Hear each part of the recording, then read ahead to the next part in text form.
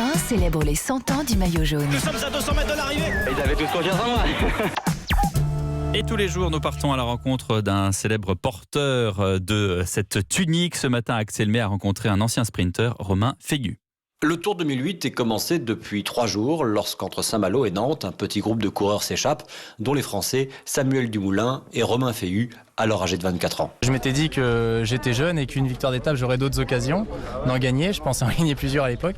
Donc j'avais assuré le maillot et c'est vrai que maintenant, avec le recul, je me dis peut-être que j'aurais dû aussi jouer. Mais voilà, Samuel Dumoulin, ça a été aussi le grand moment de sa carrière et je suis fier et heureux de partager cette superbe journée avec lui et que moi j'ai eu le maillot jaune et lui soit reparti avec l'étape. On est un peu liés avec ça. C'est franchement merveilleux. J'ai la musique du protocole en tête encore où je pensais à Miguel Indurain qui était mon idole quand j'étais petit et tout. Donc voilà, c'était magnifique. Ça change quand même pas mal de choses au niveau de la notoriété, des contrats après qui sont renégociés aussi. Enfin, c'est tout plein de choses comme ça, ouais. Romain Feillu, sprinter de son état, ne gardera ce maillot jaune que le temps d'un contre-la-montre individuel le lendemain dans les rues de Cholet. Un Tour 2008 marqué par les affaires de dopage, remporté par l'inattendu coureur espagnol Carlos Sastre.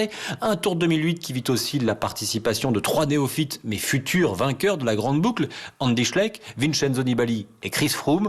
Quant à Romain Feillu, qui est aujourd'hui en train d'arrêter sa carrière cycliste, il sourit. Pour plein de gens, mon nom est associé à la couleur jaune. Sur la route du Tour, Axel May, Europe 1.